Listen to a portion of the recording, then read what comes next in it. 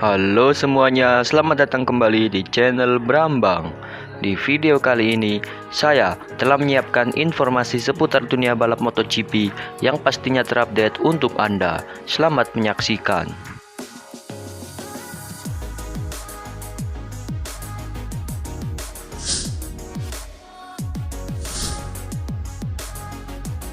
Gabung Gresini Racing adalah pilihan terbaik untuk Alex Marquez.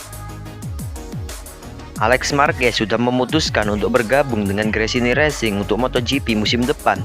Adik Marc Marquez itu menegaskan bahwa itu pilihan terbaiknya. Enea Bastianini yang akan digantikan oleh Alex Marquez di Gresini Racing. Pembalap Italia itu akan bergabung ke tim pabrikan Ducati. Untuk menggantikan Bastianini, Alex Marquez yang dipilih Gresini. Pemilik Gresini, Nadia Padovani, mengungkapkan alasan memilih rider yang kini masih memperkuat LCR Honda itu. Kami ingin melihat dan menyandingkannya dengan pembalap berpengalaman, dan sepertinya Alex Marquez sangat cocok untuk tim kami. Catatan karirnya menunjukkan hasil baik. Kami pikir dia punya potensi, dan mesin Desmo Cetici akan cocok menjalani pengalaman barunya ini. Selamat datang sebagai keluarga baru, Alex, ujar Nadia dalam rilis yang diterima Detik Sport. Alex Marquez mengungkapkan bahwa Gresini merupakan yang terbaik untuk pilihannya. Dia pun mengucapkan terima kasih sudah diberi kesempatan. Ini adalah pilihan terbaik untuk saya bersama tim yang siap mencatatkan sejarah kejuaraan ini. Terima kasih kepada Nadia, Carlo, semua staf Gresini Racing, dan sponsor karena mempercayai saya. Sementara itu, penyokong Gresini Racing asal Indonesia, Federal Oil, mengungkapkan harapan untuk tim musim depan. Semoga di sisa musim 2022, tim dapat memberikan hasil yang terbaik. Masih ada harapan bagi Enea Bastianini untuk merebut gelar juara dunia dan juga di Gia dalam mengumpulkan poin sebaik-baiknya. Federal Oil sebagai sponsor tentunya mengharapkan pada musim balap 2023 nanti, duet Alex dan Di Gia dapat memberikan semangat baru bagi tim Gresini Racing MotoGP untuk mencapai target yang lebih baik lagi, sehingga tidak hanya mengharumkan nama tim saja, namun juga bikin bangga Indonesia melalui kompetisi balap kelas dunia MotoGP, kata Sri Adi Negara selaku Market Development Direktur PT Exxon Mobil Lubricants Indonesia.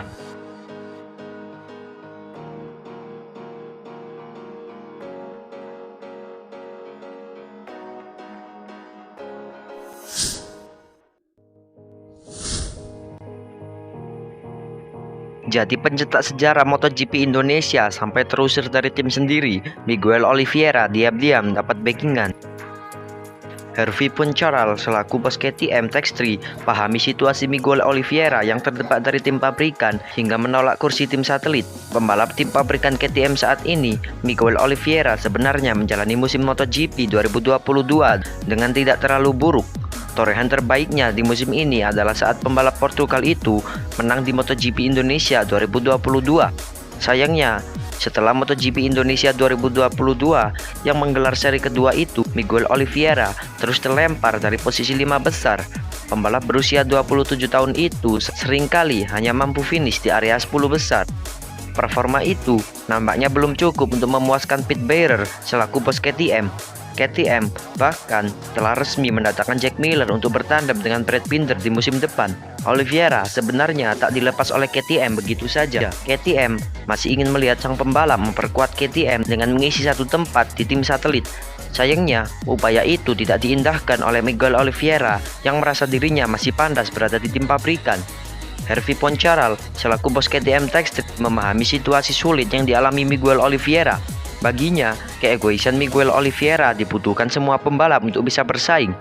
Tapi saya paham dengan tindakan Miguel, ucap Hervé Poncharal dikutip Sportfit dari Speedweek.com. Sebagai pembalap harus egois, punya ego yang kuat. Kalau tidak punya percaya diri dan tidak punya harga diri, tidak akan sukses, lanjut Hervé Poncharal. Hervé Poncharal melihat kedatangan Jack Miller cukup menjadi pemicu bagi Miguel Oliveira untuk memutuskan cabut dari KTM dan tak menggubris tawaran untuk memperkuat tim satelit mereka. RNF yang bergabung dengan Aprilia pada MotoGP 2023 menjadi yang terdepan menggait Miguel Oliveira. Saya tidak bisa berbicara mewakili Miguel, tapi dia pikir dia lebih baik daripada Jack, kata Hervé Poncharal lagi. Saya pikir itu normal. Dia pasti berpikir jika KTM menilai Jack Miller lebih tinggi dari saya, maka mereka kehilangan kepercayaan pada saya. Itu bisa jadi pemikiran Miguel. Saya mengerti sikapnya. Dia memikirkan tawaran KTM selama 2 hari. Dan ketika kami berjalan ke grid Mugello, ayah Paulo Oliveira memberitahu pit buyer bahwa KTM seharusnya tidak lagi mengandalkan Miguel, tapi saya harus menerima keputusannya, pungkasnya.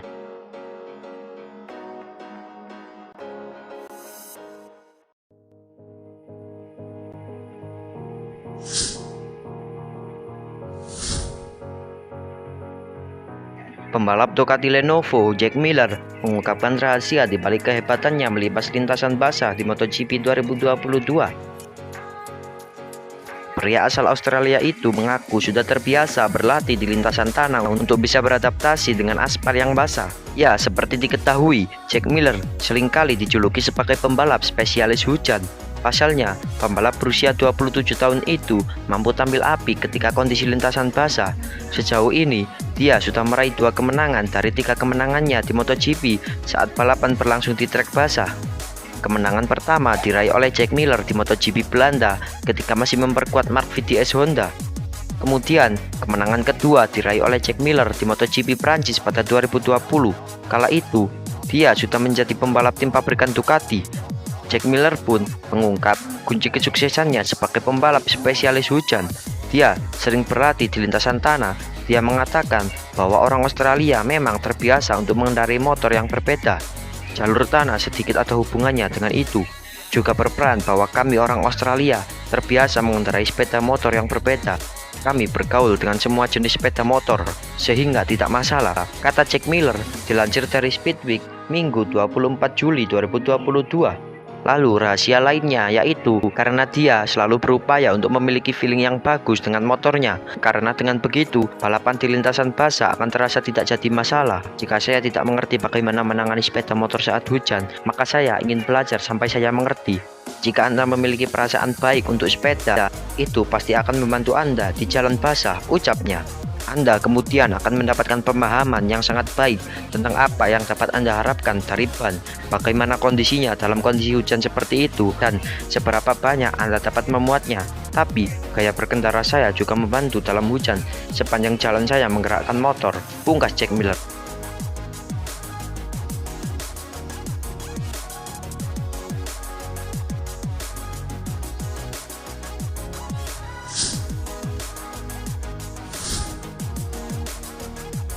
Negosiasi Joan Mir dan Repsol Honda masih alot. Teka-teki tentang siapa saja pembalap MotoGP yang memastikan pengamanan posisi untuk musim depan belum terjawab sepenuhnya. Setelah Alex Rins deal dengan LCR Honda, kini tinggal rekan setimnya di Suzuki X-Star, Joan Mir, yang nasibnya belum jelas. Pabrikan Ducati juga belum menentukan pembalap yang menemani Francesco Bagnaia di tim itu pada musim 2023. Dalam laporan terakhir, GP1 mengonfirmasi negosiasi Honda dengan Mir berjalan alot. Kendalanya soal gaji. Sebagai pembalap juara dunia MotoGP 2020, Mir memasang harga tinggi jika Honda ingin menyandingkannya dengan Marc Marquez musim depan. Tidak ada keterangan jelas berapa nilai yang diminta Mir. Namun, manajer Paco Sanchez menyebut harga Mir tentu jauh berbeda dibandingkan pembalap rookie. Lebih baik Anda menanyakan pertanyaan itu kepada Alberto Puig. Aku sendiri tidak tahu kenapa keputusan tentang negosiasi ini tertunda begitu lama, ucap Sanchez dilansir GP1. Sanchez memahami jika Honda masih harus mendiskusikan hasil negosiasi bersama pihaknya. Meski berstatus salah satu pabrikan raksasa di MotoGP, Sanchez tahu kondisi Honda saat ini sedang sulit, terutama sejak Marquez terus dililit cedera. Mereka tim besar, keputusan jelas tidak diambil oleh 1 atau 2 orang, namun oleh satu tim supervisi besar, jelasnya. Di sisi lain, Ducati juga menjadi tim pabrikan yang belum menentukan pembalap untuk musim depan. Sepeninggal Jack Miller yang hijrah ke KTM musim depan, pabrikan asal Italia itu belum memutuskan pendamping Bagnaia untuk musim 2023. Direktur olahraga Ducati, Paolo Chiabatti, menyebut keputusan itu baru akan diambil setelah balapan kedua pada Agustus, atau tepatnya setelah GP Austria yang berlangsung pada 21 Agustus. Ada 2 kandidatnya, yaitu 2 rider tim satelit mereka, yaitu pembalap Pramac Ducati saat ini Jorge Martin dan pembalap Gresini Racing Enea Bastianini.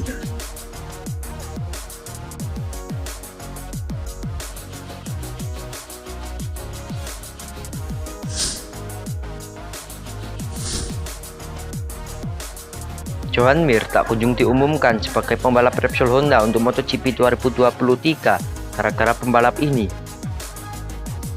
Joan Mir tak kunjung diumumkan Repsol Honda sebagai pembalap barunya untuk MotoGP 2023. Padahal rumor tersebut sudah ramai berembus kencang. Disebut-sebut ada seorang pembalap yang masih dipertimbangkan Honda untuk mengisi kursi sebagai tandem Marc Marquez, yakni Pedro Acosta. Terkait hal ini, manajer Joan Mir, Paco Sanchez pun angkat bicara. Dia mengatakan Acosta bukanlah sosok yang tepat untuk tandem Marc Marquez karena usianya yang sangat muda. Seperti diketahui, Mir telah lama dikaitkan dengan Repsol Honda pada MotoGP 2023. Rumornya, Mir akan menggantikan posisi Pol Espargaro di kursi tim pabrikan asal Jepang tersebut. Namun, hingga saat ini masih belum ada pengumuman pasti mengenai masa depan pembalap asal Spanyol tersebut. Kondisi ini membuat banyak spekulasi yang bertebaran. Salah satunya adalah Acosta yang disebut akan menjadi tandem Marc Marquez pada musim depan. Sebab Repsol Honda dikabarkan sangat terpukau dengan pencapaian sangar pembalap muda tersebut pada musim lalu. Acosta keluar sebagai juara dunia termuda di kelas Moto3 saat usianya baru menginjak 17 tahun. Berkat performa apinya itu, kini dia naik kelas ke Moto2 dan sedang berada di posisi ke-9 dengan 75 poin pada klasemen sementara. Menanggapi hal itu, Sanchez tidak mendukung kepindahan Acosta ke Repsol Honda pada musim depan. Dirinya menilai kalau pembalap muda asal Spanyol itu belum siap secara mental untuk bisa duduk di kursi tim pabrikan Repsol Honda. Saya tidak berpikir Acosta adalah alasannya, karena dia harus bertahan di Moto2 untuk 1 tahun lagi. Dia belum siap untuk melakukan lompatan ke MotoGP, kata Sanchez dilansir dari Speedweek, Sabtu 23 Juli 2022. Dia pembalap yang baik, dia memiliki masa depan yang kuat di depannya, tapi dia masih membutuhkan lebih banyak pengalaman. Anda tidak bisa meletakkan beban Honda di pundak pembalap yang sangat muda ini. Saya pikir dia cukup pintar untuk itu, pungkasnya.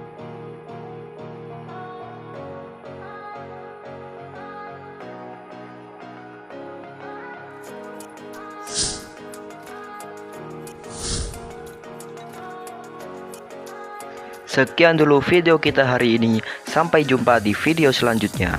Saya Brambang and see ya.